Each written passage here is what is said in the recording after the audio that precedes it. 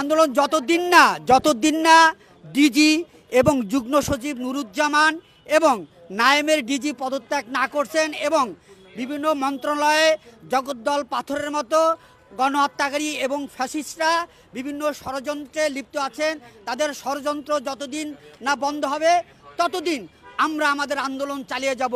প্রয়োজনে সেলিম ভূঁইয়ার ঘোষণা যে প্রয়োজনে আমরা সারা বাংলাদেশের শিক্ষা প্রতিষ্ঠান আমরা বন্ধ করে দিব যদি শিক্ষা মন্ত্রণালয়ে শিক্ষকদেরকে হয়রানি করা হয় এবং ফ্যাসিবাদের দোষরদেরকে যদি এখানে বিতাড়িত করা না হয়। অবশ্যই শিক্ষক সমাজ এই ডিজির পদত্যাগ চায়, যুগ্ম সচিব নুরুজ্জামানের পদত্যাগ চায় এবং নায়েমের ডিজি এনটিআরসি এখনও শিক্ষকদের বই দিতে পারে নাই। একটা দুঃখজনক ব্যাপার। সারা বাংলাদেশে নতুন এক বাংলাদেশ, সেই নতুন বাংলাদেশে আমাদের প্রত্যাশা ছিল 1 জানুয়ারির মধ্যে পাঠ্যপুস্তক ছাত্রছাত্রী সারা বাংলাদেশের কোমলমতি ছাত্রছাত্রীর হাতে পৌঁছে দেওয়া, কিন্তু অত্যন্ত পরিতাপের বিষয় এবং দুঃখের বিষয় এখনো পর্যন্ত আমাদের কোমলমতি ছাত্রছাত্রীদের হাতে আমরা বই পৌঁছে দিতে পারি নাই।